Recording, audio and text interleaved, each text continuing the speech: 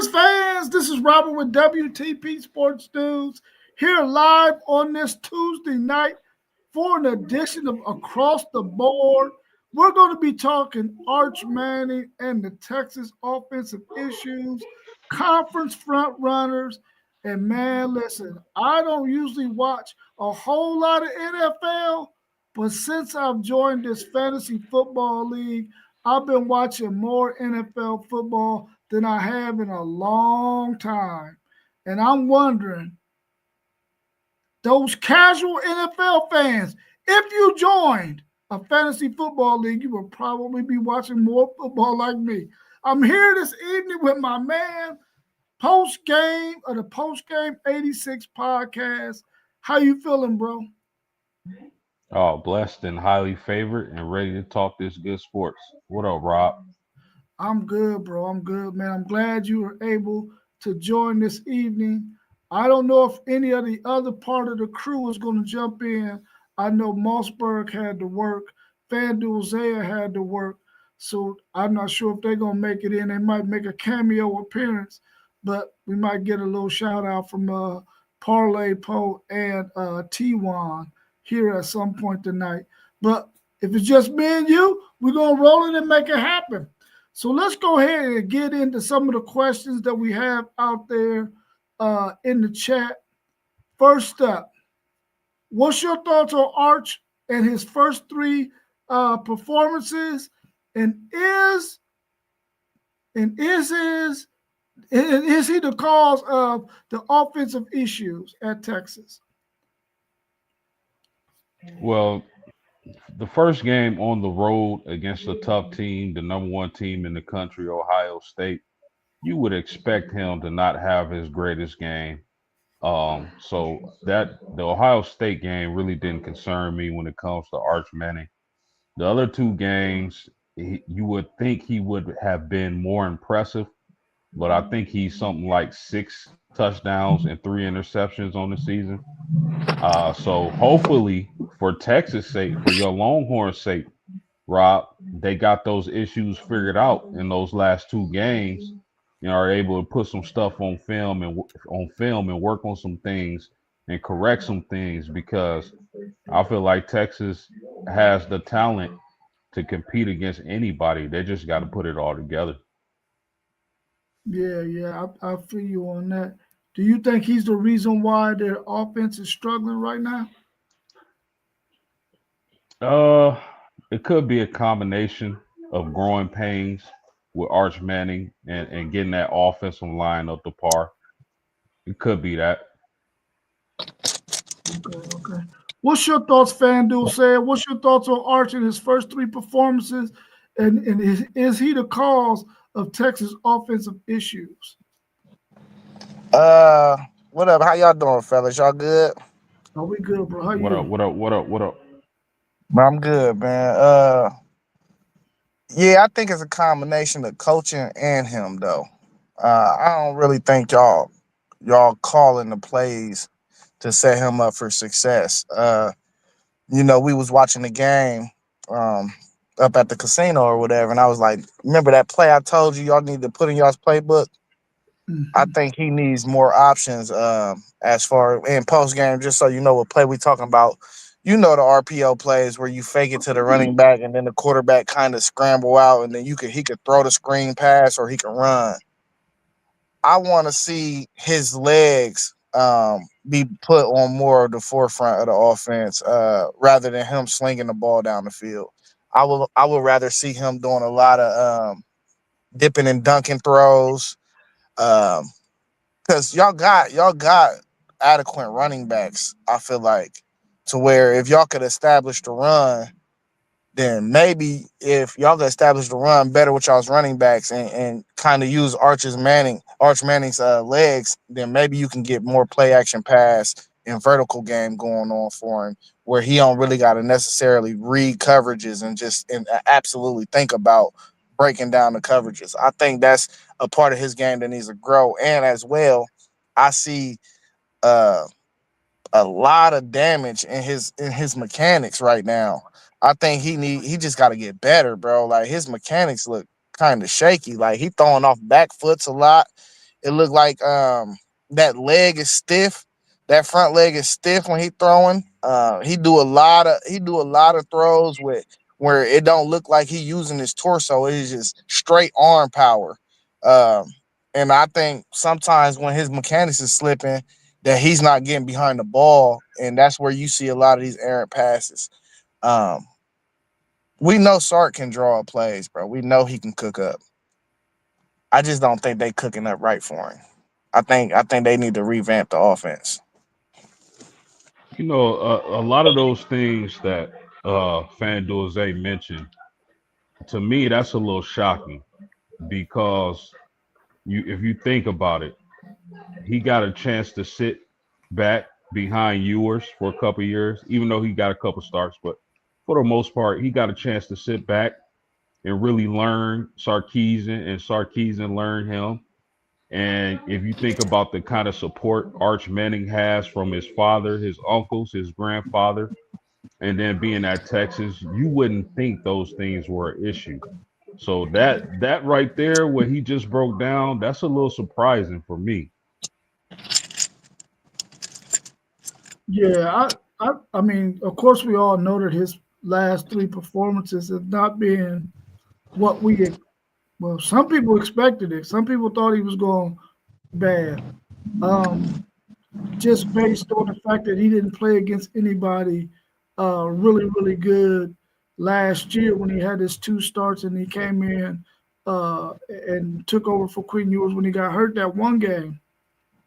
I think my biggest thing about him is the fact that that year before he was making all of those throws with confidence and he was making a lot of throws.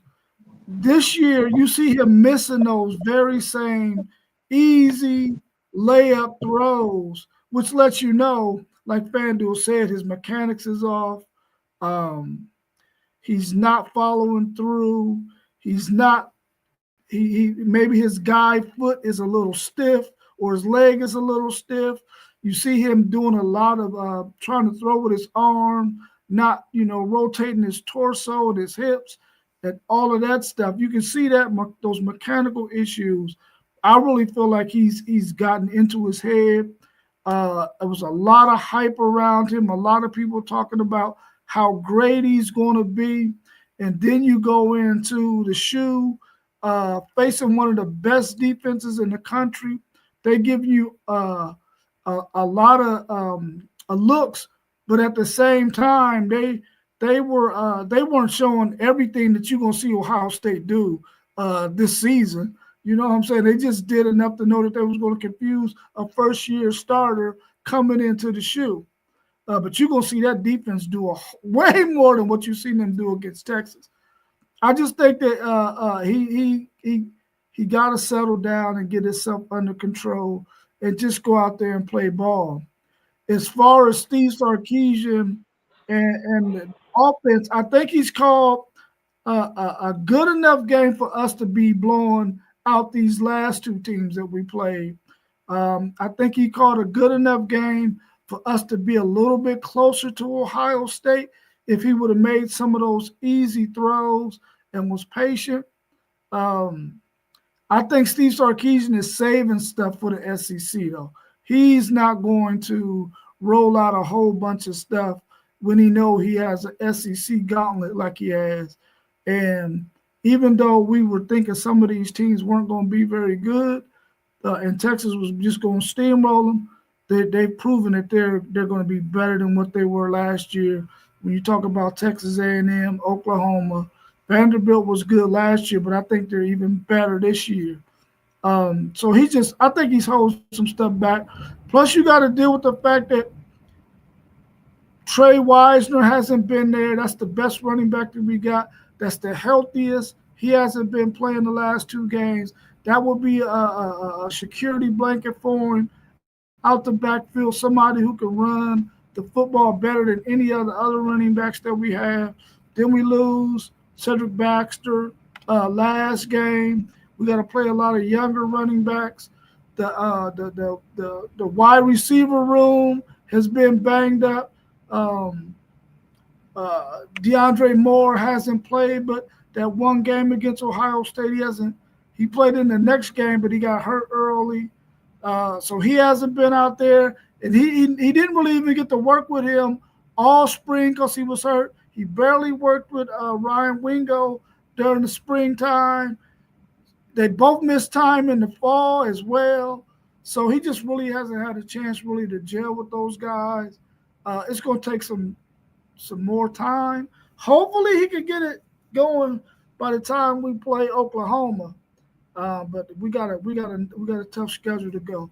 I ain't making any excuses for him because the easy layup throws, he got to be able to make those. But he got to get out of his own head. And I think right now he's in his own head, just thinking too much, thinking way, way too much. Let's see what's going on in the chat real quick. Jet Life said, the offense is general. It says he leads the team in rushing. That can't happen. And I believe another running back got injured again. Yeah. CJ Baxter just went down. But, I mean, they're going to keep him out the next game. But he should be back by the time we play Florida. He also said that's the same statement again. Let me see. Same statement again. Chase Higgins' digs is just disgusting. Well, whoever that is. That must be a Philly fan.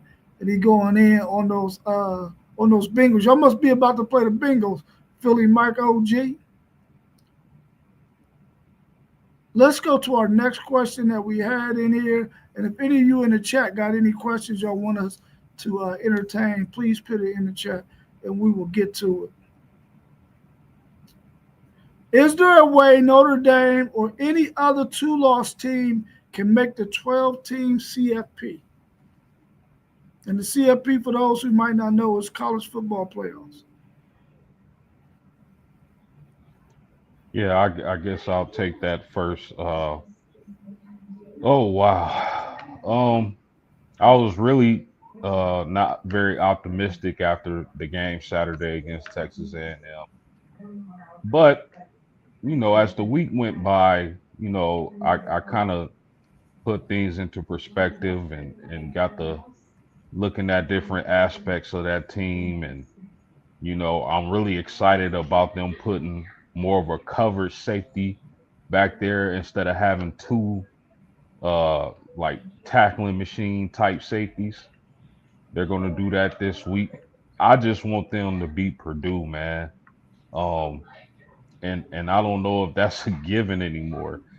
But if Notre Dame, to answer your question, if Notre Dame runs the table, I think, the committee will look, will give them a pass on the losses, being that they lost to a top 10 team and a top 5 team. But Notre Dame doesn't control their own destiny anymore with those losses. They'll have to hope that USC is a highly ranked team and possibly another team, maybe an NC State, maybe Arkansas. Arkansas won't be an easy win. So now Notre Dame also, not only do they have to run the table, fellas, they have to hope that one of these teams are ranked high when they play them and beat them. And they have to hope that Texas A&M and Miami stays in the top 10. So Notre Dame, they just got to take it a game at a time and get back to that Notre Dame football. But wouldn't it be the most Notre Dame thing ever if they, lost these 2 games and then went undefeated and made the college football playoffs? That's like the most Notre Dame thing ever under Freeman. Everybody doubting them, the fan base is hot right now. And then they just shut everybody up like they did last year. But they got a lot of things to work on. I give them about a 40% chance to do what I just said they needed to do. And we'll see what happens. But I think they can. They just going to need a little more help. They don't control their own destiny anymore.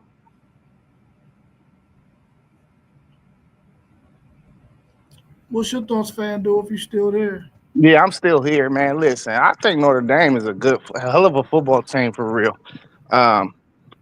Not great, but this the thing. A lot of what post game said, I agree with. They need Miami to kind of go ahead and run the table. Maybe I mean they can probably take one L, but they need them to be in the playoffs. Texas A&M, I don't think they need them to be in the playoffs, but they can't be too far off of it.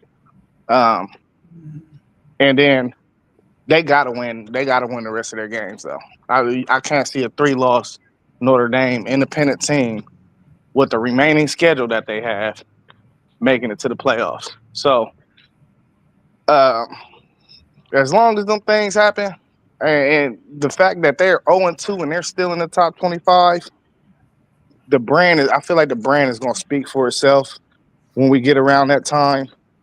I don't think they're going to lose out on having Notre Dame fans being able to travel because we know that brand is going to bring in viewership.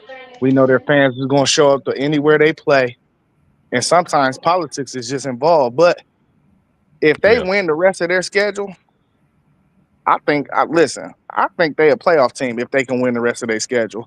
Now we talking about 18, 19, 20, 21-year-old kids to go Yeah. 10, 11 straight weeks without a blemish.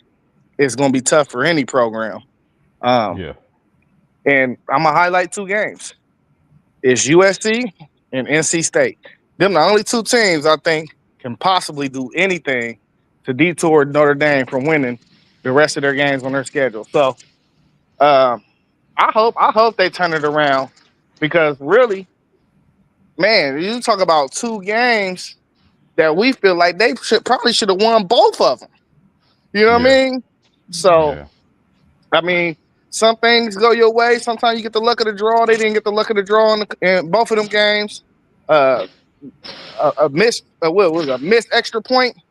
Yeah. Then took him out of the play. Like let's think about it. He catch that ball. He kicked the extra point. Now the pressure is on you to go all the way down the field. You don't even feel like you got a chance to win the game. Now you feel like you can just send it in overtime. That's enough added pressure itself. Uh, so we'll see what happens, man. I think that is a more than capable team to be in the playoff though.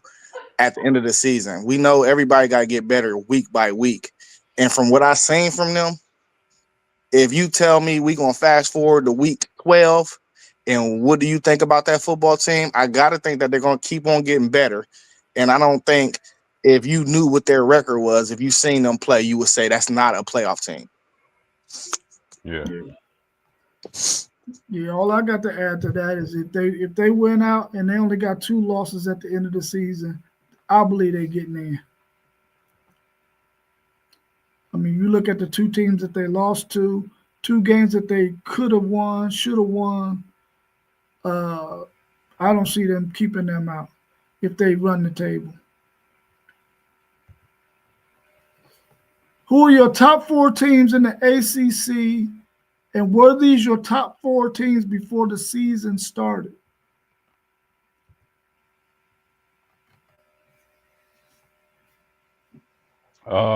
I'll go with Miami, Florida State, Georgia Tech, and it just might be Cal. It might be Louisville. I did not have these top 4 teams in the ACC to begin the season.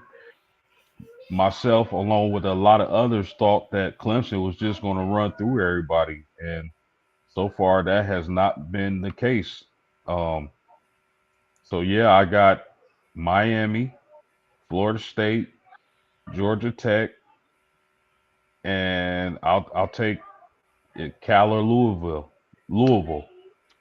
which is a very beautiful place, by the way. I love Louisville, but I did not see the ACC shaking up like that. Coming in, I thought Miami might have been a little overrated. They proved me wrong. We had no clue what Florida State was going to be, and they looked like a good team. We thought Clemson would be elite. That doesn't look like it's going to happen. I had some questions about SMU. A lot of people had them rated high. I just did not. I like their quarterback. I just did not believe their defense would be able to stop anybody. Georgia Tech, It was a team on the fence. I thought they'd be good. I think they might be better than what I thought they would be. Um, Vatek, they've just fired their coach. Duke might be a middle of the pack team. So the ACC, all in all, is probably better than what I thought they were going to be, and we'll see what happens. Yeah, I think we're gonna be in agreement, pretty much with the top three, with Miami, uh, Florida State, and Georgia Tech. So it comes down to that fourth team for real. And I'm gonna go ahead and I'm gonna stay on the SMU thing. I think yeah, the defense is a little iffy. I see a lot of iffy defenses in the ACC throughout. Really, after you get past some top two teams, even Georgia Tech, I don't think their defense. I think they beat a Clemson team that can't figure out offense right now. So SMU, they're explosive though on offense. It's nothing. It's not. I mean, they lost to Baylor. They lost to another explosive offense, and I don't think people are going to be able to keep up with the points that they can put up on the board. So, just by default, I'm gonna go with SMU still. Yeah, I agree with them top three teams: Miami, Florida State, Georgia Tech. Of course, I had Clemson as the best team in that conference at the start of the season, but of course, we see what they're doing right now. I like NC State though. I think NC State might be one of those that fourth team that might be able to stay up there with them and make some noise and possibly make it to the ACC championship. Who knows? It might happen. But I like Louisville as well, and I ain't shut the door on SMU yet either. I thought they was going to be one of the better teams in the ACC at the start of the season as well. And anytime you can score some points, if you can outscore somebody, you can win because that's the name of the game. Having more points than the opposing team. I think that those three teams, Louisville, SMU, NC State, will probably be that one of those fourth team in that race for the ACC. Let's see if we got any comments down. Hey, I do think we should probably keep an eye on Syracuse. The jury is still out on Syracuse, but I seen enough to where I don't know which way I'm gonna lean. But I seen enough to where I feel like they could possibly be a good team too. They could probably get somebody, and I know Notre Dame played them as well. So y'all better hope that they don't turn out to be a good team as well, because that's an added game to that schedule. Yeah, Paulie Paul said maybe he likes NC State too. Yeah, I like maybe y'all do want them to be good, so y'all can boost y'all strength of schedule while I'm tripping. You know what I'm saying? Yes, it's Syracuse and NC State, bro. Yes, NC State. Yeah, I love CJ Bailey. I just don't think they can play 4 quarters of football. Like I see them have an amazing half, and then I see them have a terrible half. And I just know when you playing big time football, you got to be able to put 4 quarters together. Yeah, for sure. Let's go to our next question. What team do you have at the top of the Big 12? Is it different from what you had at the start of the season? It's the same. I got the same Big 12 standings I had from the start. And y'all know I've been talking about Baylor and Sawyer Robertson all summer long, and I'm not going to change my pick. I'm still picking Baylor to win the Big 12. Arizona State, I remember us doing a podcast. I kind of felt like they were overrated nationally, like they shouldn't have been rated so high in the polls, but they're still players in that Big 12. You got Texas Tech. Don't think Kansas is done. Arizona, you got Utah. Man, the Big 12 is crazy, and I believe any one of those teams can win the Big 12. But I'm gonna stick to my pick, and I'm gonna continue to take Baylor.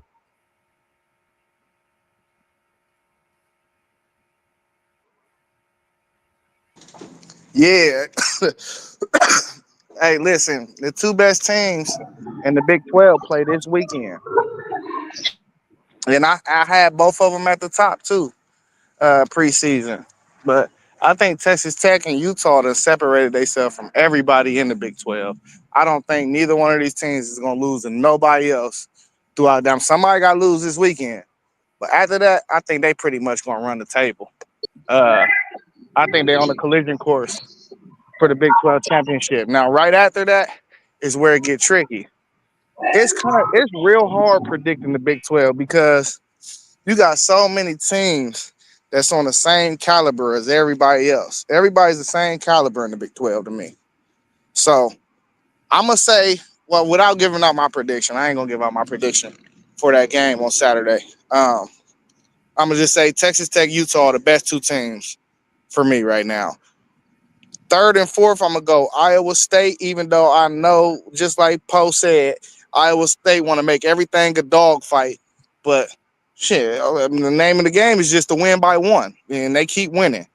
And then the fourth team I'm gonna go with is BYU. I think BYU will still be sitting there, even after all the controversy that they went through with their starting quarterback right before the season. Yeah. That's the moment. T1 to the show. How you doing, T1? I'm good, man. I'm just leaving Linda McKinley. I did girls volleyball tonight. Just leaving Linda. Hey, thanks. I appreciate y'all. That's right. It's gonna be there forever. Yeah, I think that My fault for I was just passing to the kids. What's your thoughts on the Big 12? Say, hey, I just hopped in and saw that. I told y'all in the chat earlier, and Zay did it right there. I actually got Utah and Texas Tech going to the playoffs. I got both of them going to the playoffs, and they might even, they could possibly get another sleeper in there.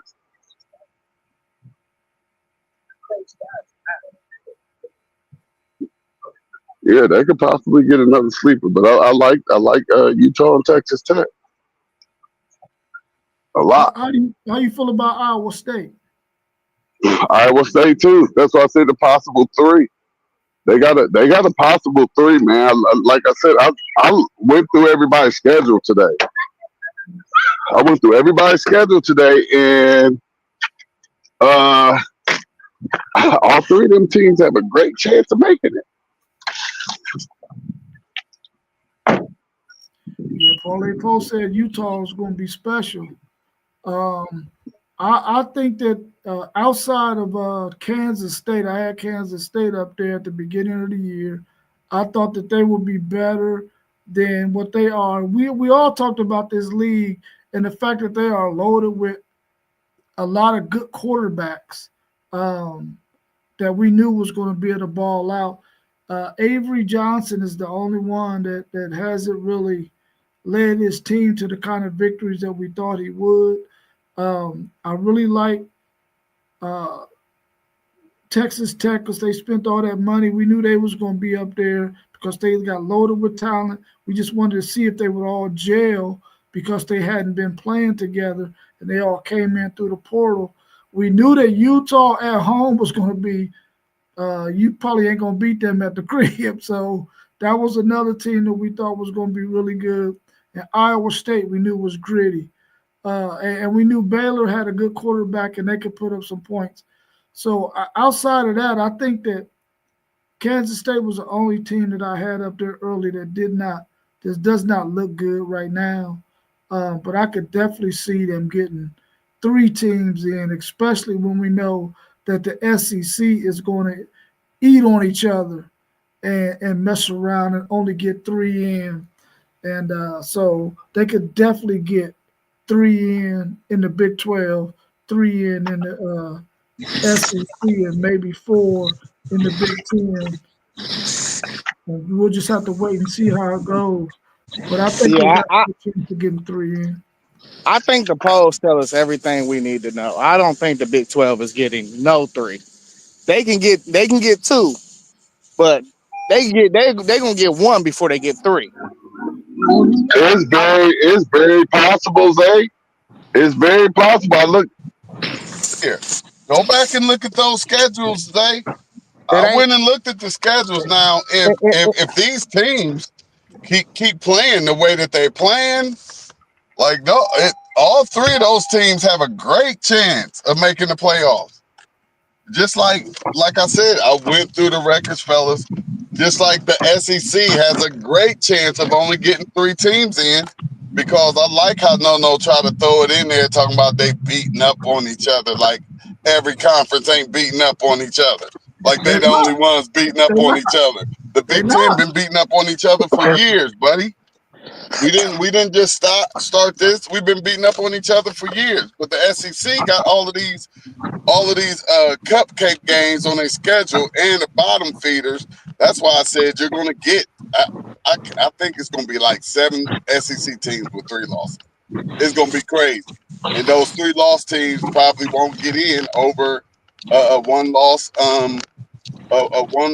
ACC or SEC team, or maybe even a 2 loss, because all of them rankings that they have these SEC teams with right now, they're going to be gone in week 13, week 14. A lot of those rankings are gone, and it's not because they're beating up on each other. It's because they ain't that good. But see, this is what I'm saying though, T. You got Texas Tech and Utah, who we feel like is the clear-cut favorites in the Big 12 now, right? And let's just say hypothetically, Iowa State dropped 1 game in Big 12 play, and they go in and they win a tiebreaker, and they go into the Big 12 championship. Bro, the truth about it is, bro, depending upon who they drop that game to, we talking about we looked at the schedule. That's gonna look like a bad loss compared to the SEC. And then they're gonna play the conference championship game, and we probably gonna say the other team gonna win. Let's just say hypothetically the other team do win. They're not getting in, bro. They're not getting in. They already gonna be in the back half of the rankings by the time the committee roll around. I don't see no way there's gonna be 3 Big 12 teams. They don't have enough respect as a conference. If you have all 3 of those teams with you may have an undefeated one and 2 1-loss teams. You can't. There's no justification to just throw a 3-loss SEC or Big Ten team in over a 1-loss Big 12 team. So if they come out there with 1 loss, they're in there. There's nothing to justify. You went 11-1, 10-2. There's no justification for that. I hear what you're saying, and the justification is going to be Iowa State beat Arizona State 24-16, and then the justification on the other side is going to be that SEC team played 8 ranked opponents, and they went through their schedule and they made it to 9-3. I'm trying to tell you, and when you look at it, Utah or Texas Tech can be the undefeated team. That's very true. And then it's very possible that Iowa State and whoever lose this game on Saturday can both have 1 loss. But somebody gotta have that second loss. And I think it's gonna be enough justification for a 9-3 SEC team to get in over that 2-loss team. A 2-loss team, possibly, yes. I'd say the 1-loss team. 2 losses against 3 losses, they may give it to them, but we all know that all of this, they play ranked teams. I looked at some of the SEC schedules, and teams have like 5 straight games against ranked teams. Like, stop it.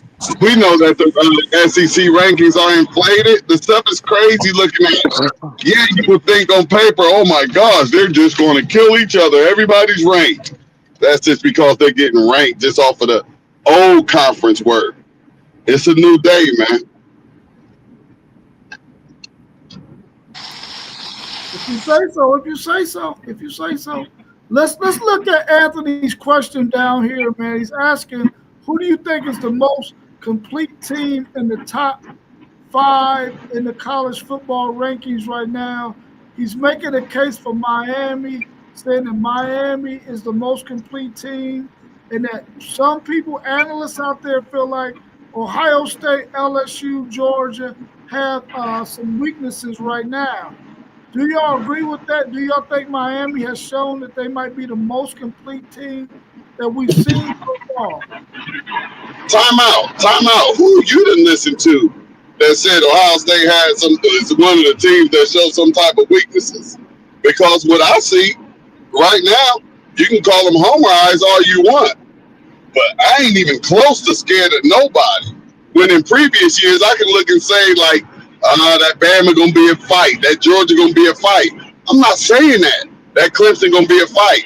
I'm not saying that with none of these. None of them. So I don't know where you got that from. Ohio State, the most complete team out here after seeing the way our quarterback spin that ball. We got a quarterback that can get it to the receivers, a great defense, good special teams. We're working to try to get it great. Not many points been scored on us. Come on, man. Who told you that?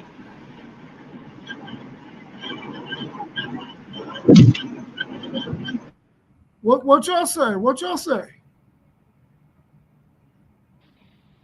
It's hard to say.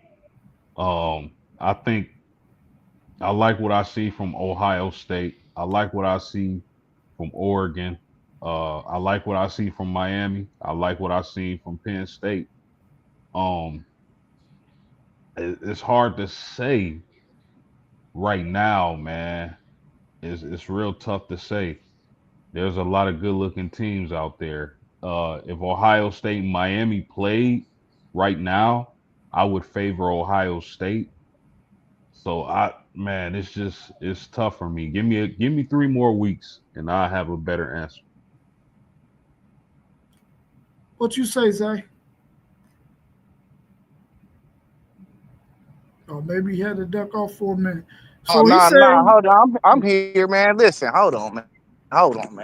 Anthony, you crazy. I see weaknesses in Miami, and I know Carson Beck is still who he still is.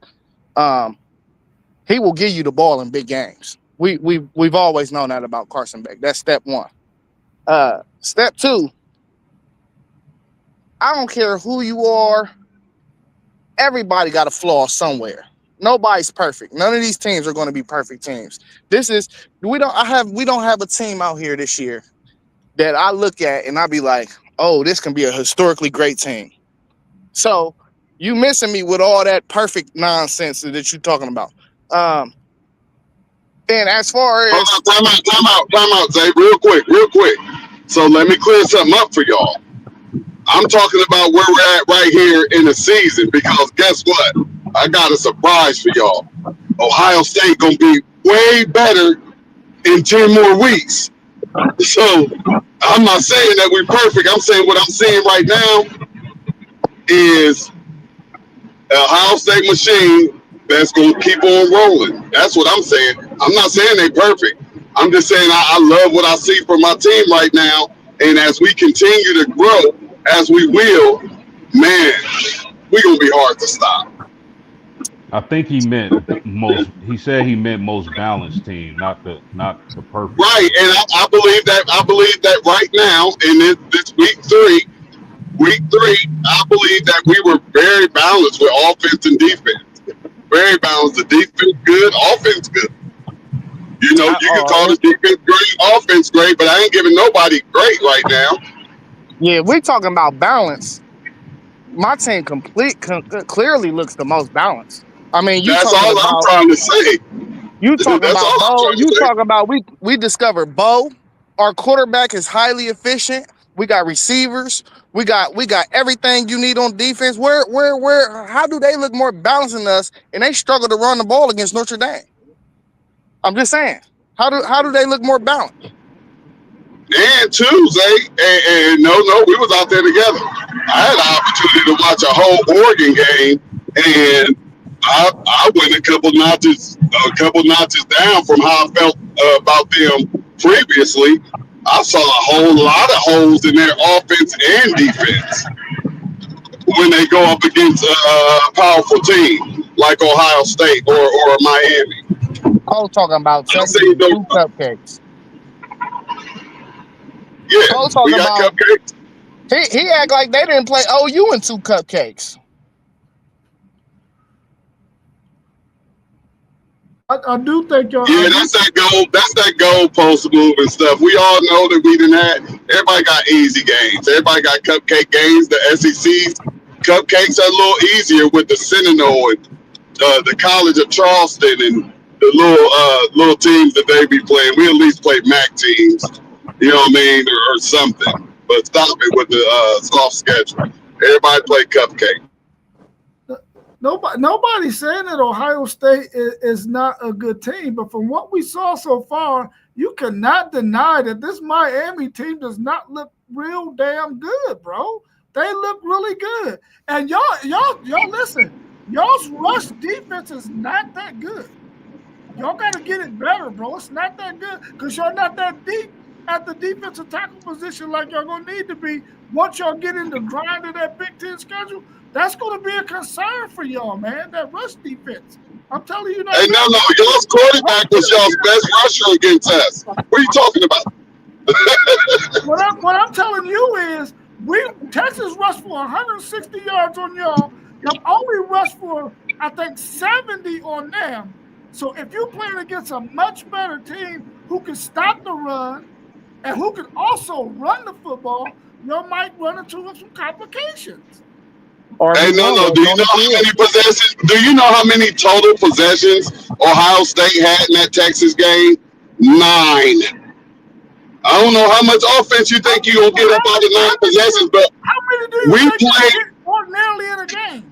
You think we played a defensive game way more than 9. Way more than 9. Well, 11 is probably the average is probably 11 in a game. You're probably getting 2 a quarter. Sometimes you might get 3. And then look, out of that 9, 4 of them was inside the 20. 2 of them inside the 5. 10. That's irrelevant, bro. If your offense is that and good, guess what we did? No, but listen. No, if you watch the game. That's all I'm saying. No, sir. If you watch the game, what did we do when we got the ball all the way down there deep in our own possessions? Nothing. Just try to get some yards, punt the ball, turn it over to our defense, and watch them stop y'all. Our defense completely dominated y'all. You have absolutely nothing to say. Fellas, y'all got one night TV. Okay. Go ahead, Paul. Fellas, we'll go to the next thing. Yeah, we'll be all night. We can go back and forth. All day, all night. Y'all know how we can do. Let's go. Let's get to the Y'all next know my question. thing. Let's go. All I know is it's 360 yards to 203. Right. Y'all got one late touchdown. Really was a great defensive game by our defense. Excellent defensive game. And I want to tap into something you said. No, you said the average possessions in a college game is 11. No, it's more like 20 something. The average possession. I'm talking about per side, 11 per side. I wasn't paying no attention to that. Oh, okay. You said per side. Okay. No. Like how you're saying, we only had 9 possessions to where if you go back and look how many possessions we had against OU, I guarantee you it was way over 9. And we actually ate up some clock on a few of those. But go ahead, like post game clear. Let's move to that next one. Look at the next question. The next question we got is Texas in any of y'all's top 4 teams in the SEC? If not, who are your top 4?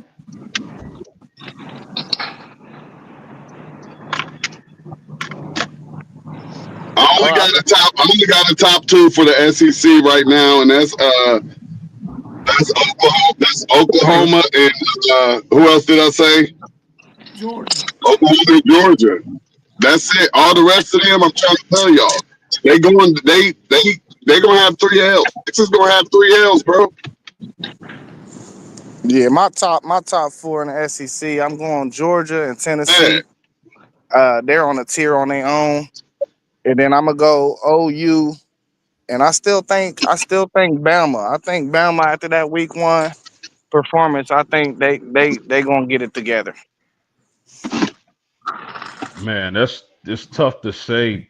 Oh man, I know for sure. I'm gonna be honest with y'all. I really don't like what I saw from LSU, but I'm gonna go Georgia, Oklahoma, Alabama, and Texas.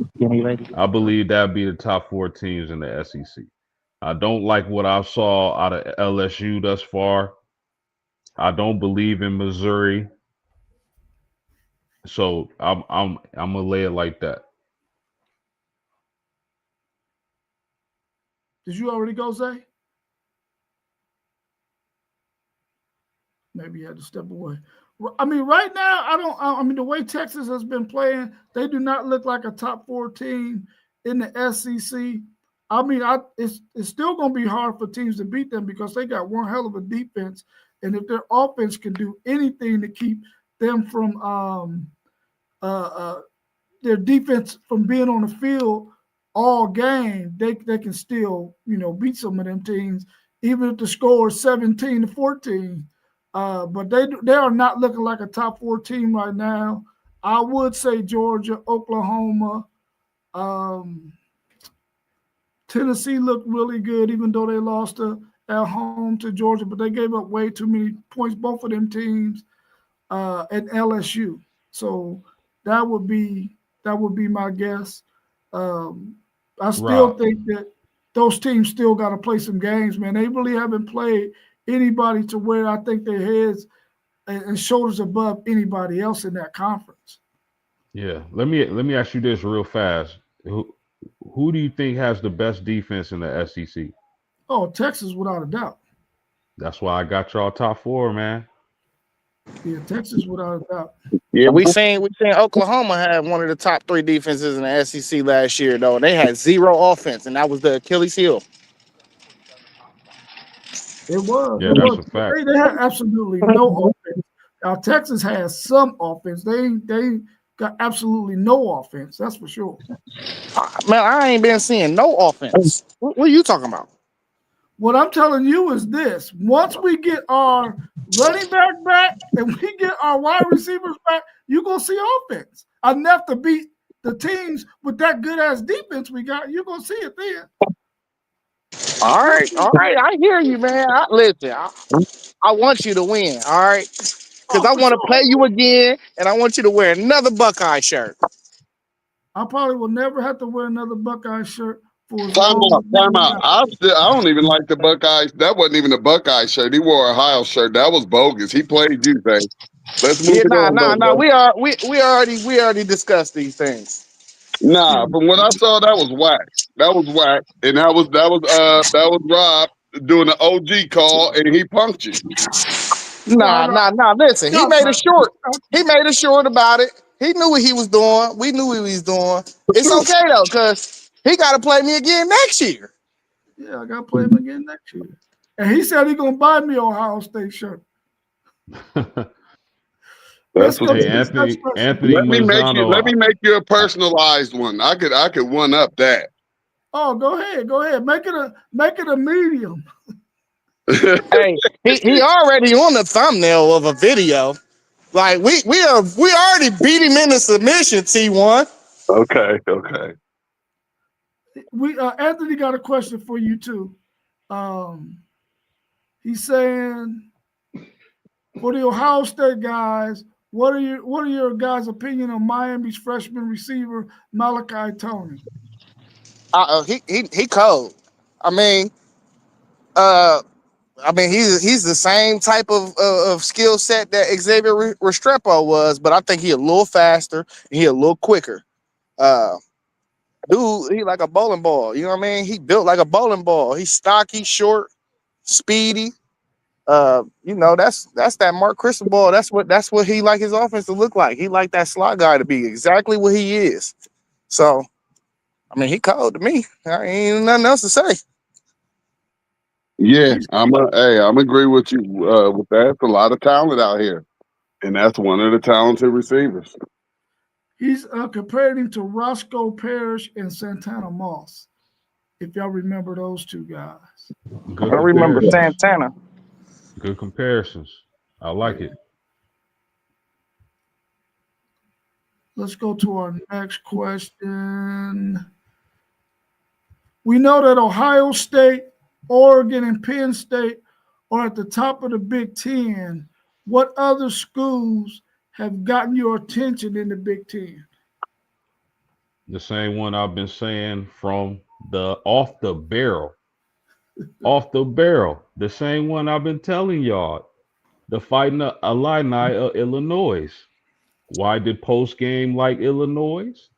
They brought back 9 on offense, 7 on defense. Their kicker, their coach is a good coach. They're in the Big Ten. They tough. They physical.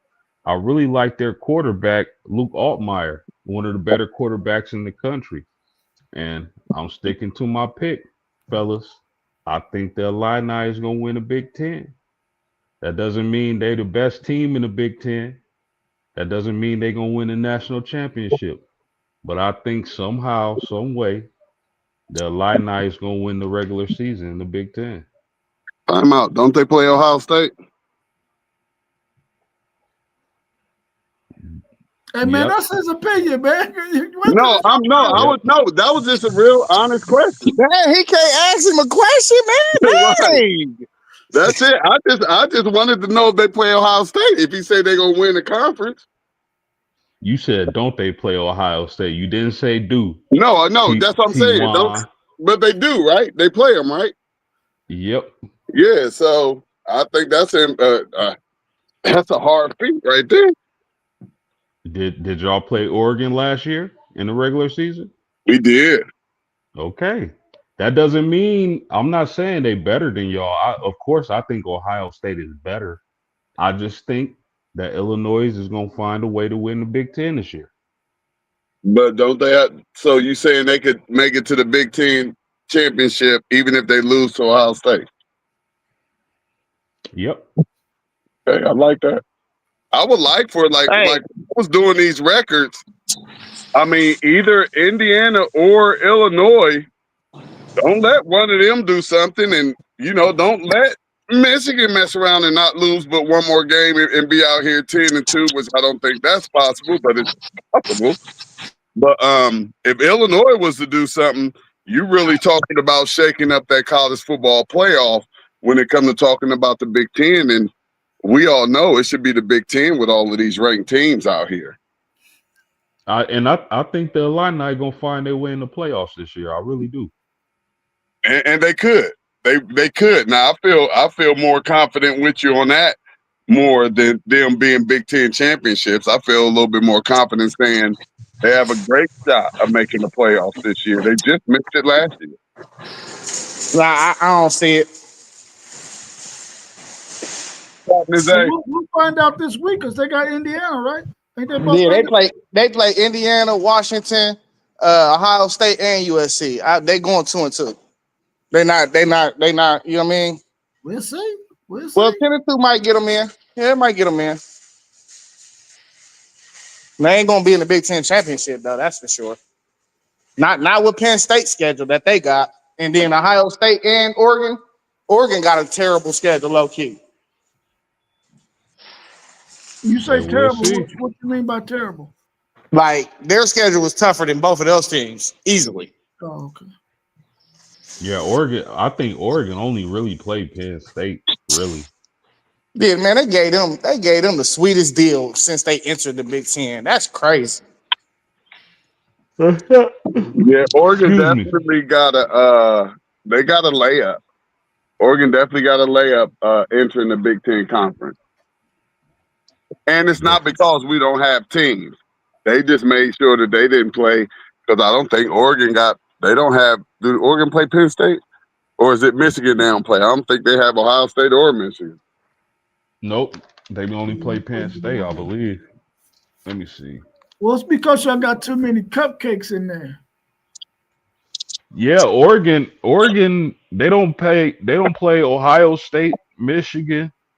They don't play the Illini. So, I mean, Do they play Indiana? they play Indiana. They play USC and They Washington. play USC. Yeah, they play USC and Washington. Oh, okay. I want to see what USC really about too, for real. You're going to find out this weekend because they play an undefeated Michigan State. Man, here you go, man. Hey, we gonna see, Who man. got Y'all confidence in Michigan State? I don't. They just a team that you're gonna have to play.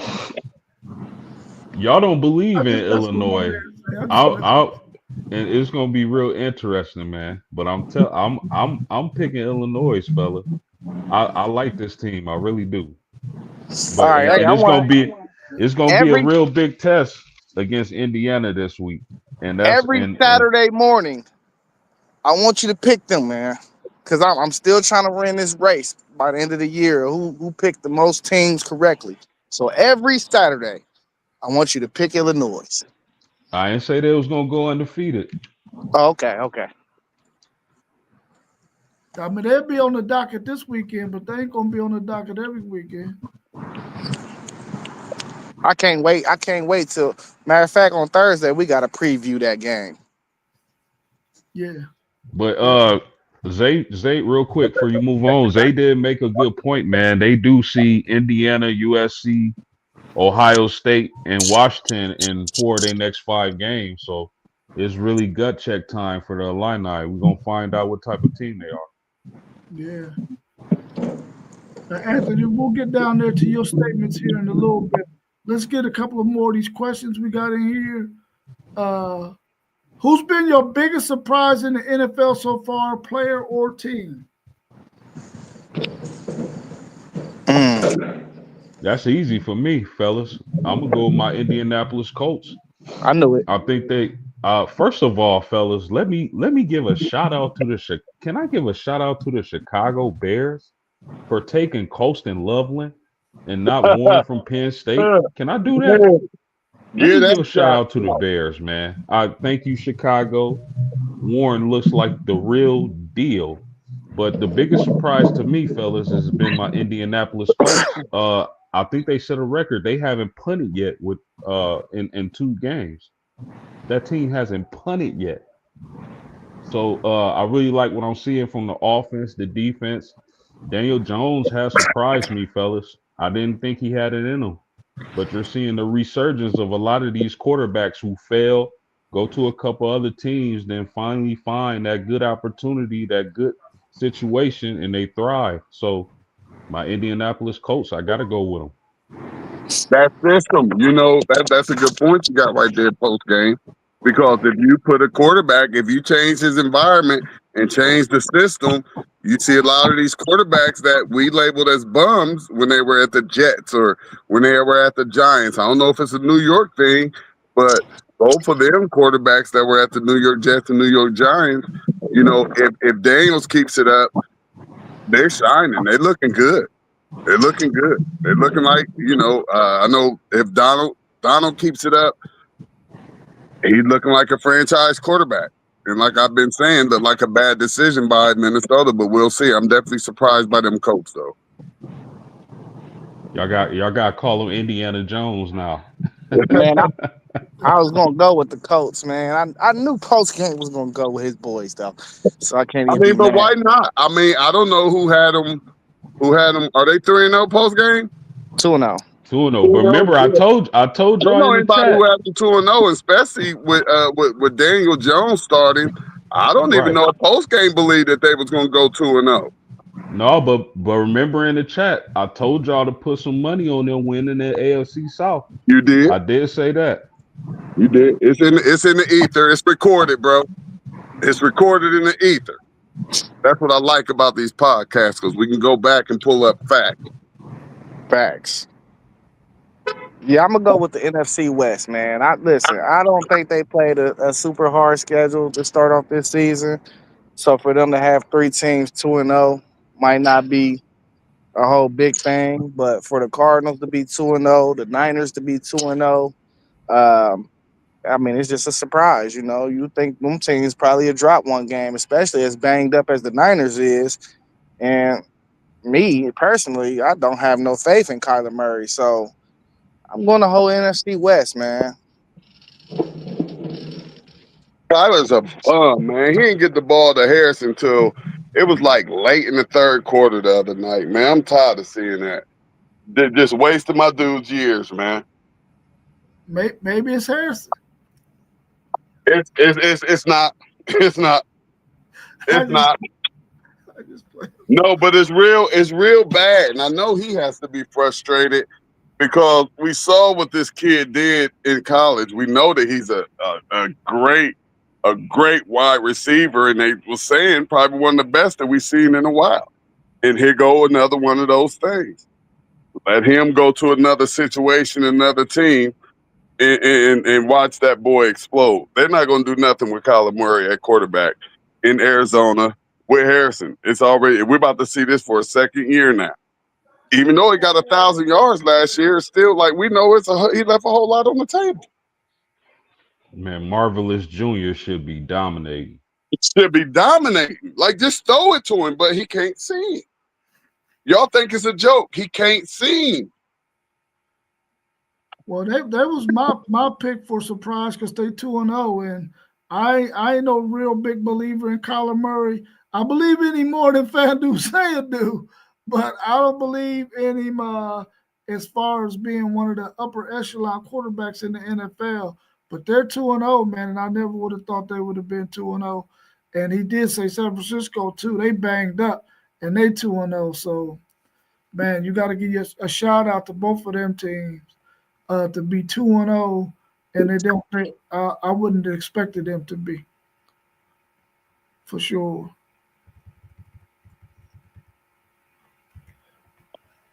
Do you think Shador should have told the Ravens not to draft him in the 5th round? Yes. Yeah, I truly believe. I mean, how long do you think Lamar Jackson is going to be in the NFL? That's question number one, and that will be question that I will ask my agent if he did come to me and say, "Hey, Baltimore's about to take you." Baltimore with Lamar, the MVP. I'm not sitting behind him until my first contract is up, and I haven't played it down. Well, I mean, Yeah. you know that it wouldn't have been because they wanted him to sit behind Lamar his whole career. So what would he do? They probably would have just wanted him to get under him, get some tutelage, learn the ways of the NFL. Trust me, Baltimore wasn't going to keep him on the bench like that. They was going to Then trade him away, let him learn from Lamar, and then trade him away. For sure. Hell yeah. That's money, but you're going to get picks and money. Man, But listen, if he ain't man. playing, who gonna get him? Listen. Bruh, he should have definitely went to Baltimore. But how old is Lamar? 30? 29? Dude. What is he? He still easily got 7-8 years left. No, he don't. Not easily. What are you talking about? He's a dual threat quarterback. I mean, he's still out here kicking. What are you about in right year now? 7? He about in year 7? Yeah, I What think about Lamar Jackson? He's been there for a while now. I say about 7. What? About 7-8 years? Because he was there. He was there when Charlie Strong was the coach at Louisville, and Charlie Strong did 4 years at Texas, and then we had what's the name for 4 years, Tom Herman, and we done had what's the name for 4 years. So he's been there for a minute. But whatever the case, Shador would have been on the bench for a minute. At least 3 years. You only signed in a 3-year contract. He could have learned for 4 years. He could have still made his money with the jersey sales. He wasn't gonna outshine Lamar Jackson, bro, or Derrick Henry. They wanted him. It wasn't like this is an organization that didn't want him. They wanted him. You know, he in an organization that didn't even want him. Hey, y'all do know that all of this is a smokescreen, right? Let's get this out the way because I don't even know how much of this that should really be a topic because first of all, it shouldn't have went in the 5th round. We see that right now with all of these quarterbacks out here. We know Pittsburgh should have got him. The Giants should have got him. The Saints, the Steelers, the Raiders. That's just 5. The Browns. That's 6 right there just off the rip. Like, dude, like he should have went to Baltimore in the 5th round. Tell me a quarterback in college right now that's just way better than Shador. because somebody coming out going before the 5th round. Who out there better than Shador? And we talking about shit he had went in the 5th round of Baltimore. Let me add to this. Do I think Shador should have told the Ravens not to draft him? Absolutely. Because you got to think about this, man. Do we believe the Sanders are intelligent and do their homework and know the ins and outs of the NFL? Kill him post game. Do we believe that? Kill him post game. I like that. If we believe that, then they absolutely made the right decision. Great point post game. That's what I was. Yeah, I mean, I'm not saying that he shouldn't have told him that. I said that he should have told him that because he wants to play. I wouldn't have wanted to go sit behind Lamar Jackson for all that time. I would have wanted to go somewhere where I can make the fastest track to the field. Right. Yeah. Whatever happened to your quarterback developing though? Like, why is him sitting down and learning such a bad thing? This is the same thing we was talking about with Sam Darnold, Geno Smith, and all these other cats, Daniel Jones, all these other cats that's balling out in the league. They got thrown in the fire. Their confidence got killed a little bit. They got with the right coach and into the right system, and then they start balling out. We always act like somebody got to hit the field as soon as they get in the league. That stuff is nonsense. That's just what they. That's just when you go in the first round. When you go in the first round, they draft you to play. They don't draft you to sit down. They didn't draft. That's why he didn't go in the first round. That's why he didn't go in the first round. They didn't draft Cam Ward to go and sit. They didn't. They ain't draft him to go and sit and look at nobody. They don't draft first rounders to sit. First rounders don't sit. First rounders go and start. They get thrown into the fire. Peyton Manning, horrible first year. Horrible first year. What's Shador's biggest problem? What the situation is, though. It depends on Biggest problem is that he is Sanders. No, I'm talking about on the field, bro. Stop playing all this nonsense. Like, just the world is out. Like, he don't have no flaws, bro. He holds the ball too much, bro. He holds the ball too much. Who? I must be missing something because I'm just hearing, and this is what I don't like. And as a former quarterback, everybody wants to point at Shador's flaws as if it ain't not one more quarterback out here. Like, if you don't see like I just said, like you ain't see bad quarterback play in the NFL. I just saw my quarterback, CJ Stroud. If he hit his receivers, they probably gonna win that game. He was off. What you got to say about him? Like, talk about all the other quarterbacks. People need to stop talking about Shador. Shador hold the ball too long. I see Shador. So you think Shador is good? So you think he good at CJ Stroud? Man, y'all gotta stop the madness, man. I see Shador throwing the ball. Everybody like he just sit back there and hold on to the ball. Is it a play or two? I can watch any NFL game and look at a quarterback and say he held the ball too long that play. Any quarterback, any game. But y'all want to say Shador holds the ball too long as if every time he drop back, he holding the ball too long. He does it consistently enough. No, he doesn't. It's two things. Passes for that.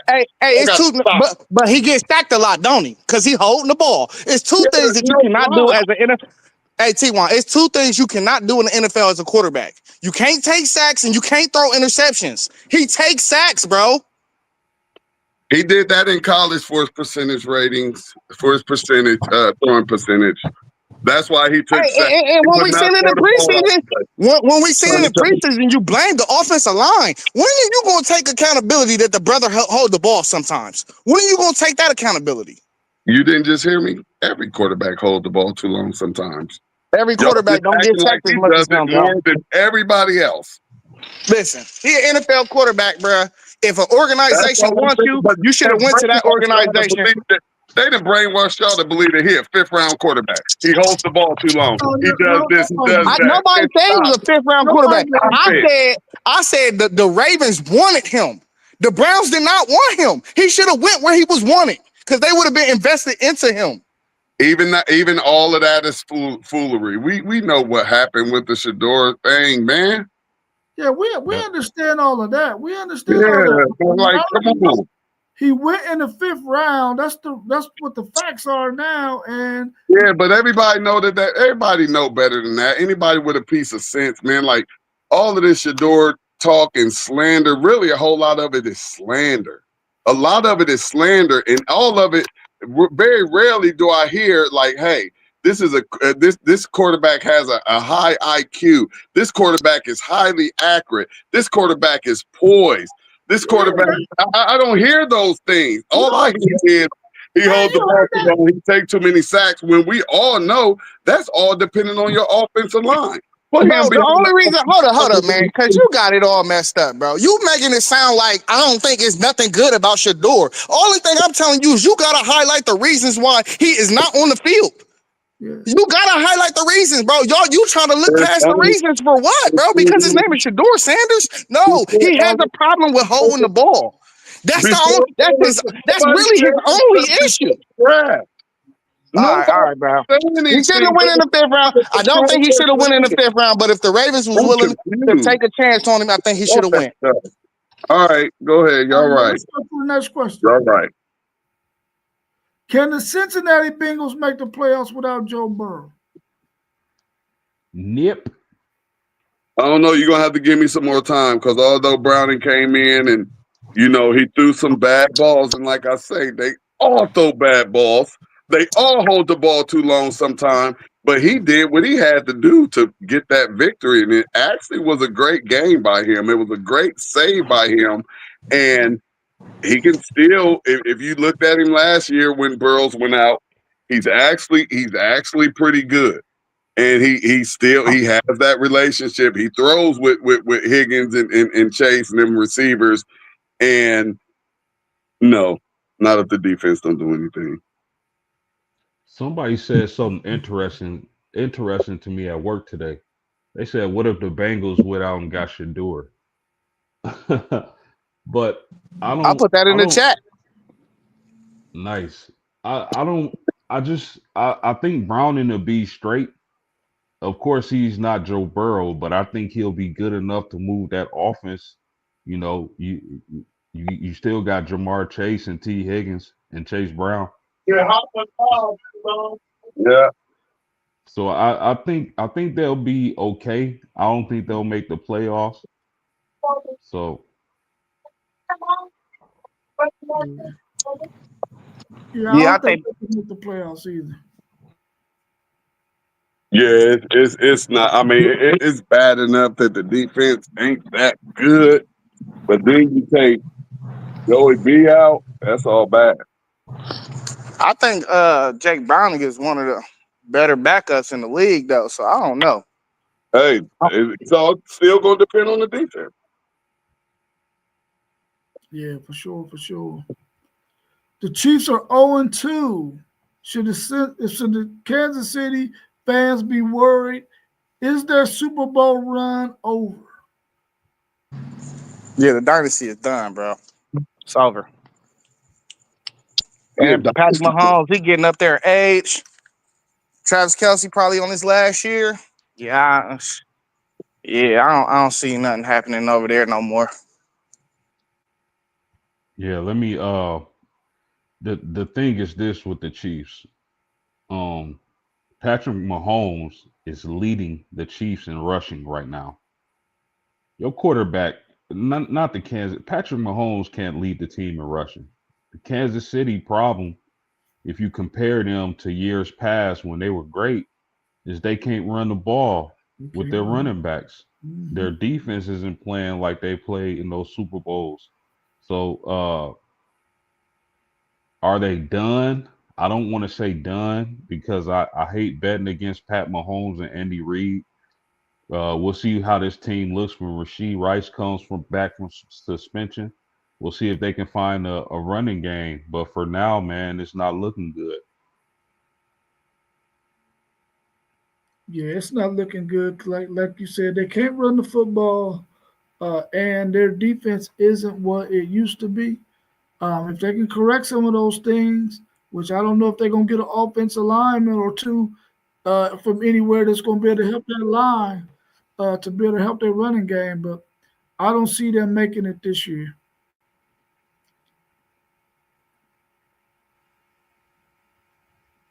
Do I y'all think think they still can Miami? make I still think they still can possibly make the playoffs, though. I ain't gonna count them out off of 2 games. They can definitely still make the playoffs, but as far as the dynasty, yeah, that's over with. Yeah, y'all can see them making the playoffs as well. Do y'all think Miami's going to blow out Florida this weekend? And do you feel like they can blow out Florida State? Or do y'all think Florida State is overrated? Well, I'll tell you, if Lagway throw 5 interceptions again, Miami, He I threw five got a better interceptions? man. He threw 5 interceptions. What? I didn't Man, know that. he had a Honda McCord outing. Wow. I didn't know that. Wait a minute, wait a minute, wait a minute, wait a minute, wait. So against LSU, he threw Mhm. 5 interceptions. Yep. Yeah, bro. And they didn't get blew out? No, That's why I'm that's why saying, post game man. been talking about that offense. He was saying that offense don't look right. LSU might not be as good as we thought. They're not. Just like we gave that quarterback all of these P's before he came into this season. I see a whole lot of quarterbacks stock have dropped during this season, and that's why I'm even a little bit more upset when people get to talking about my 5th rounder. Oh my God, you still bringing up Shador? You going crazy about Shador? See, you going crazy, Zay. I just said something. No, Maybe every time we speak about something, like time you out, spoke. No, Zay. whoa. Time out, Zay. Go ahead, Yeah, Zay. Mike. Every time you speak about something, you bring Shador back into it. We spoke about Jake Brown, and you was like, even he hold the ball. You know what I'm saying? You keep on implying stuff about Shador, man. Nobody care, bro. He ain't on the field, bro. It's Hey, either Zay. Here's one thing that y'all gonna have to remember. All right. You see that picture that's up on the screen? That's number 14. QB. I love my QBs. I fight for my QBs. I go strong. It took us a long time to get to where we at. So when you hear my passion about that position and my players that look like me that had to fight extremely hard to get there, I got a passion for it, bro, and you know I'm going to come with it. I ain't going to let nobody dog my boys. Bro, I'm saying they need to put you on payroll, bro. Ohio State do too, because he's a homer.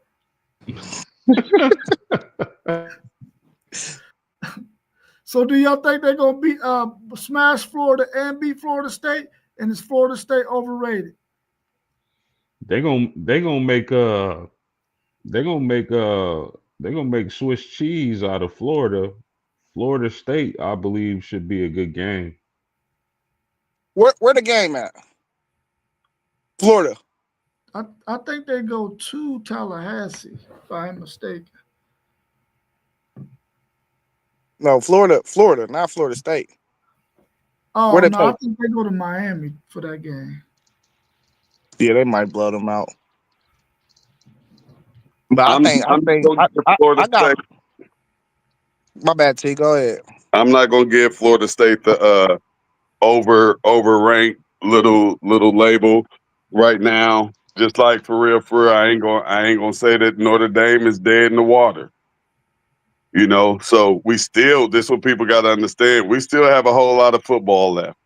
And, you know, we saw it with Notre Dame. They lost to a MAC team, and they came together and they did what they had to do.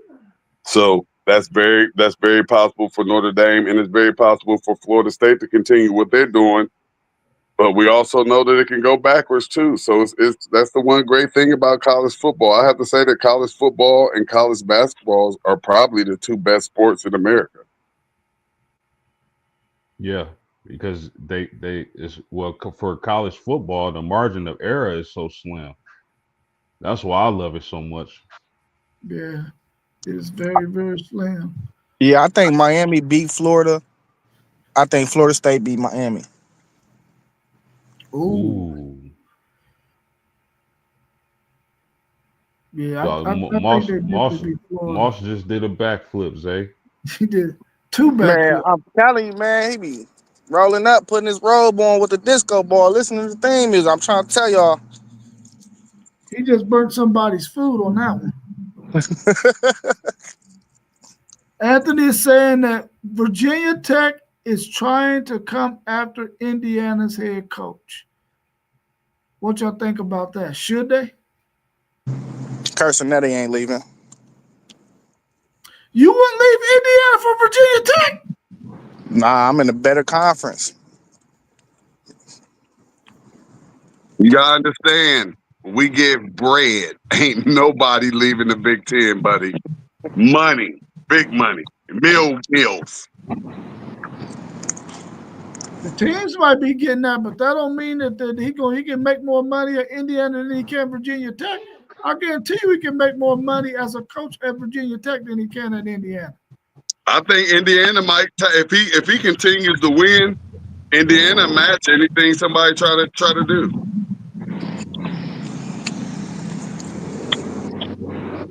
That's very interesting. I don't know, man. I don't know. That's interesting. Hey, one thing I know is ACC ain't giving their program $75 million. I don't think you could distribute that revenue money how you want. So I don't think they got enough money out there. Man, Our teams is good. He ain't thinking about what the university is getting. He's thinking about what he gonna get in his pocket. There's no way in hell that Indiana is ever gonna win the Big Ten. Virginia Tech could possibly win the ACC. How do you know that? That's true. I believe that. You don't think that Indiana is never gonna win the Big Ten? Nah, I don't think that they had never won it in your lifetime. And Carsonetti done changed a lot in my lifetime. They made the playoffs. I hear You see what I'm saying? So it sounds like it's Big Ten is weak as it sounds like a match made in heaven. That's the only thing I'm saying. Sometimes the right fit is more than anything. Yeah. I agree with that. And he already making $8 million a year. Indiana's paying him $8 million a year? Bro, he getting paid $8 million, bro, a It's year. the Big Ten, bro. We give people that money, bro. I look that up, man. Go ahead and look it up. $8 million? It might be 9 for real. He one of the highest paid coaches in the Big Ten. I gotta look that up, bro. That's a lot of bread, man. That's a lot of bread. They giving it out here, but you know the Big Ten got money. That's what I'm trying to tell you. we got big money. But that don't mean we give our money to the coaches, not just the players. But what I'm telling you is though, that revenue you getting from the Big Ten itself is paying for salaries. It's paying for coaching salaries. It ain't you putting that money into the program. It ain't about the school getting the money. That's the Big Ten revenue for sports. Each Big Ten team getting $75 million, bro. He want to know, do y'all think Miami Dolphins will trade for Shedeur? I mean, I guess we got to keep Shedeur relevant. Man, listen, it's a couple teams out there that should. I put in the chat when Moss said that Joe Burrow might be out. Like y'all should go get Shedeur. That's what the first thing I said. Cleveland ain't sending Shedeur to Cincinnati. I can guarantee you that in my Charles Barkley voice. I don't think Miami is a bad spot for Shedeur. I don't either. Now if y'all would have said he turned down Miami, I'd have said, oh, now they crazy. Yeah. Because Tua could be up out of here tomorrow. Yeah. So yeah, I'm gonna roll the dice on that. And see, that's all I'm saying about that situation. Not to go back on it again, Zay. No, somebody else brought us here this time. You good. Yeah. So if it was Miami, ooh, I think a whole lot of people would have liked that and wouldn't have minded if he sat behind Tua until Tua hung it up, which, like I say, is after his next concussion. Yeah.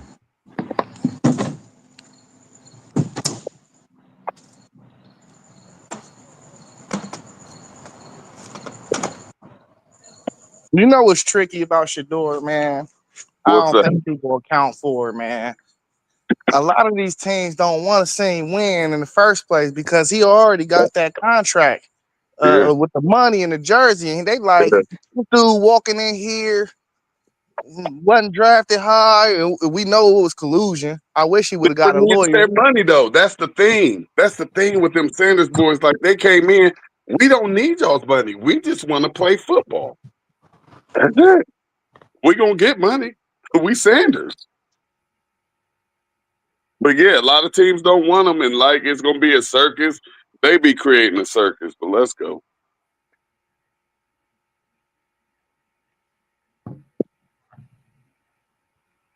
All right, y'all. I don't have anything else. He's saying Kurt Signetti ain't worth. That's a massive overpay if he's making that. He's not worth No, $9 that million. is not an overpay. Indiana got their return last year off of that man. Exactly. Indiana been so bad in football for forever, and they made it to a playoff. How you saying he overpaid? He got them to a playoff, bro. A playoff. And it's In a lot of universities ain't never gonna make that playoff with the 12 team.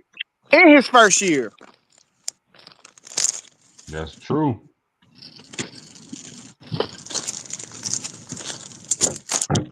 I hear what y'all saying, man. I do. I really do hear what y'all saying. But you got to see what that Indiana team looked like, even though they made the playoffs against any good competition. You see what they look like. They got slaughtered. And what I said, I keep saying this. You can say what you want to say. Their score at the end of the game was a less deficit than the next teams that Notre Dame played. Notre Dame beat everybody else by more points. And we're going to keep on putting this narrative out here that they got slaughtered and that they wasn't this and that they wasn't that. But Notre Dame beat everybody else by more points. They don't want to hear that, Zay. So stop. Where did y'all play Indiana at last year?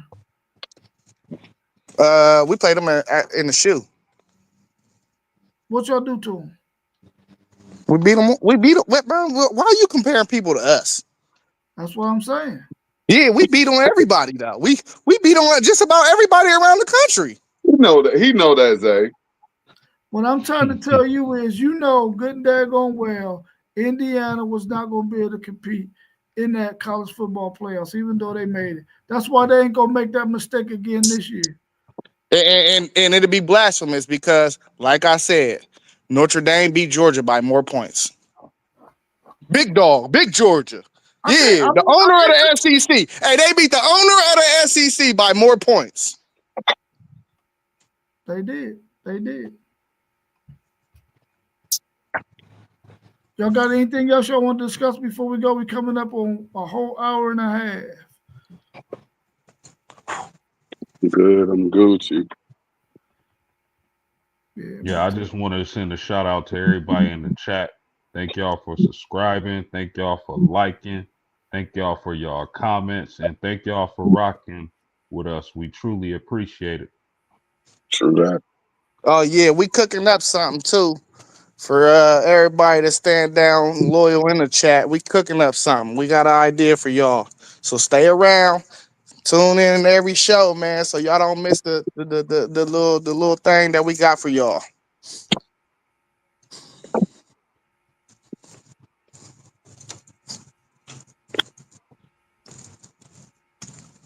Anthony said, if this is me just defending the NFL, but I believe head coaches and quarterback coaches didn't want to deal with helicopter parenting of Deion, telling them.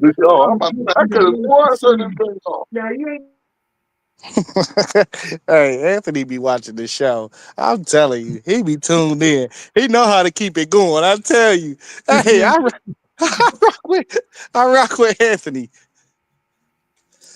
I mean, that's a true statement, though, man. I believe that there were some coaches and some organizations and some quarterback coaches and head coaches that didn't want to have to deal with that, man.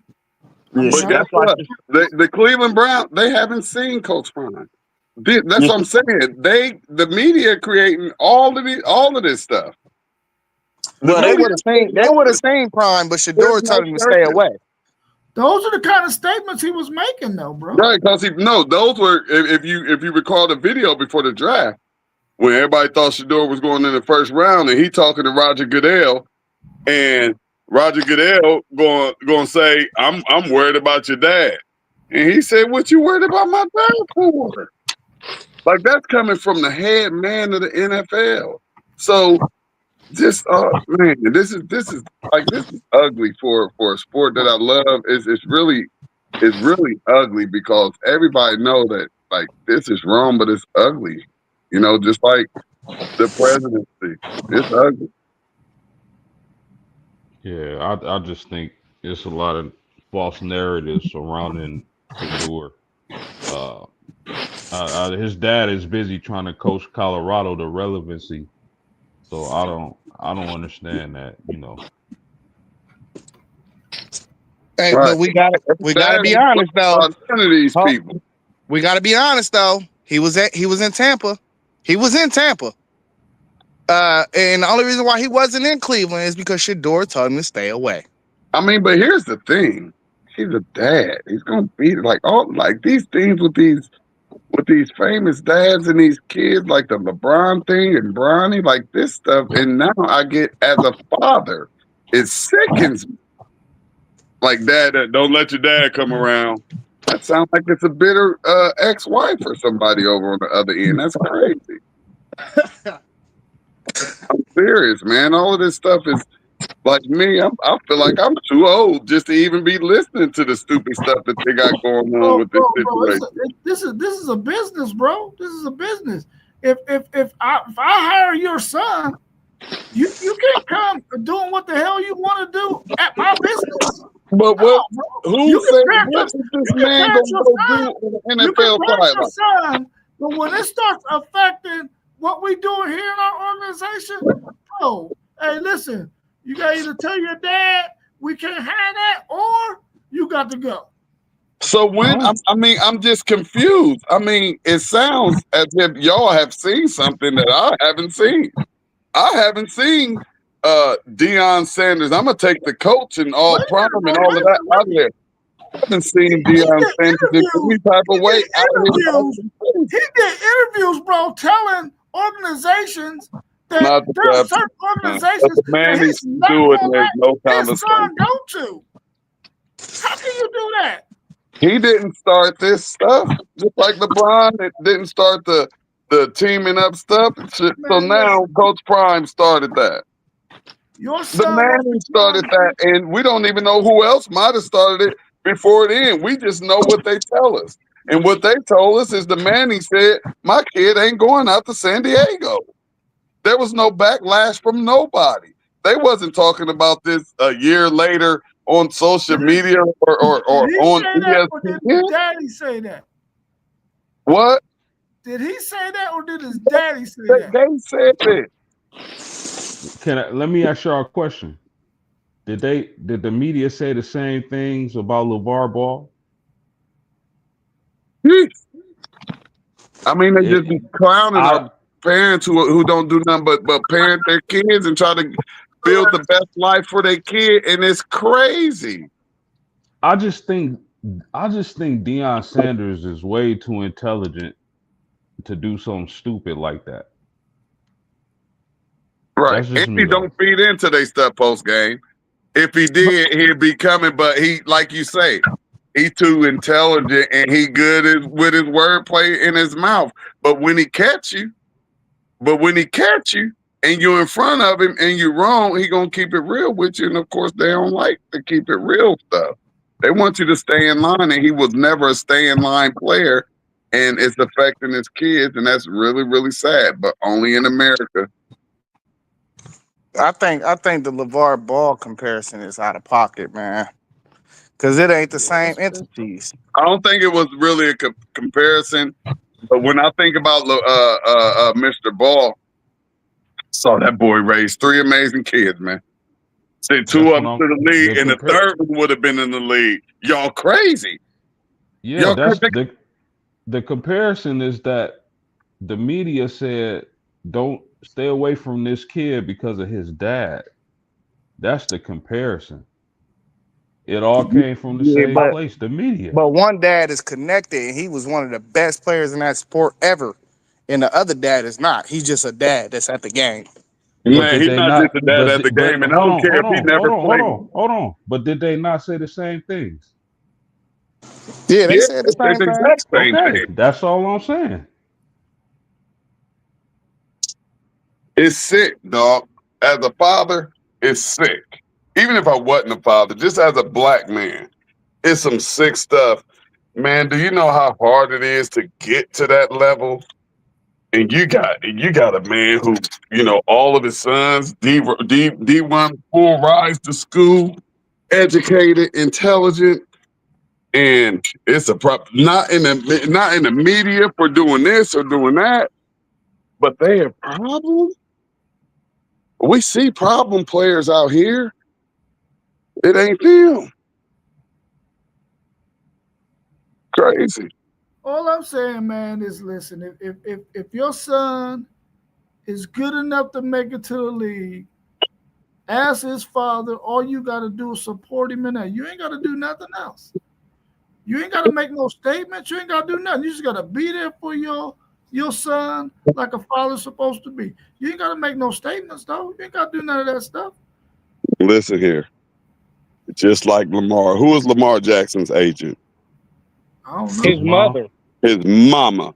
Y'all, that's a whole nother thing. Like, you don't even need if you have the skills, you don't need an agent. That's true. If you get drafted number 1, you get paid what the number 1 picks get. If you get drafted 15, you get paid. These agents ain't doing nothing special. It's just a part of the game. And when one of us go get our mother or our family member or our father as our agent, it's a problem. And they said that's what was the problem with Shador and Shiloh. They didn't have the agents that everybody else had.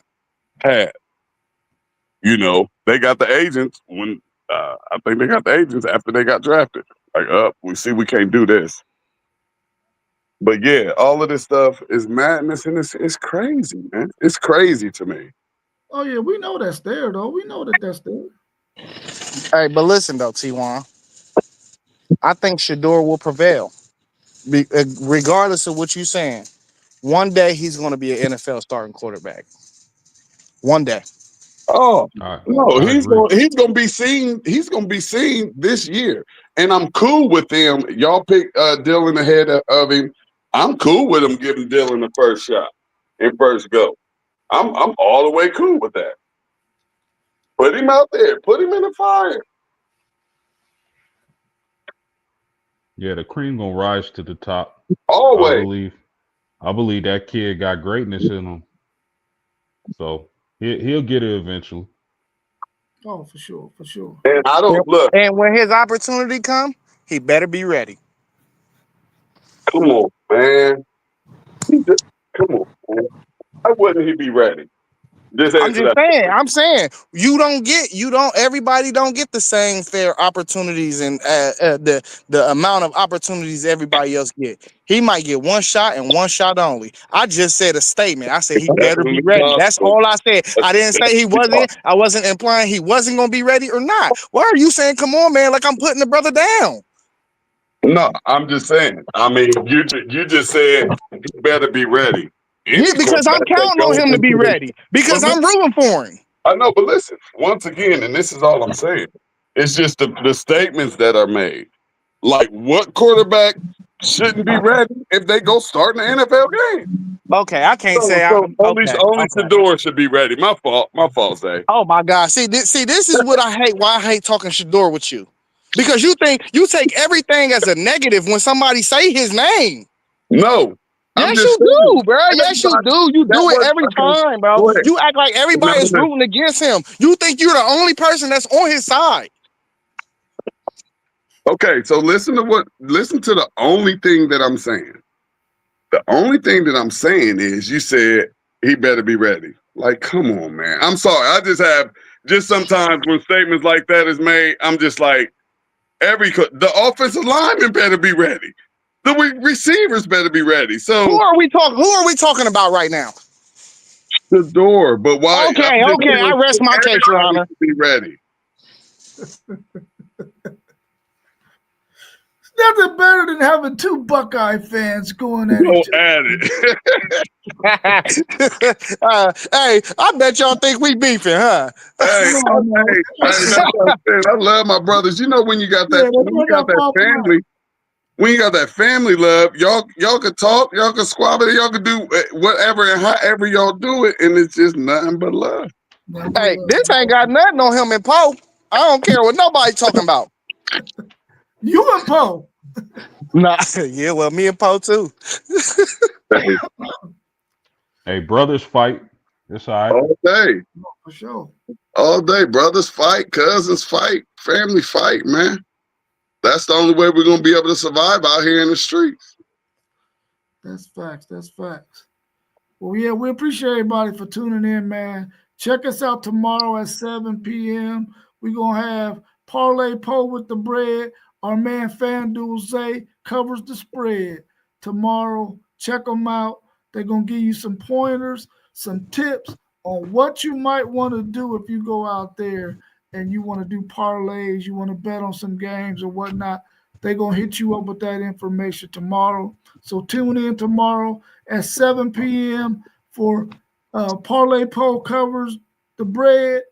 FanDuel Zay covers the spread. We check you out tomorrow. And don't forget, every Thursday night at 7:45, we got the Thursday night forecast. You know, the WTP Sports Dudes. We here every Thursday night, 7:45. So make sure y'all tune into that show as well. Yeah. Facts. All right, y'all. Well, man, good show, man. I'll see y'all again on probably tomorrow.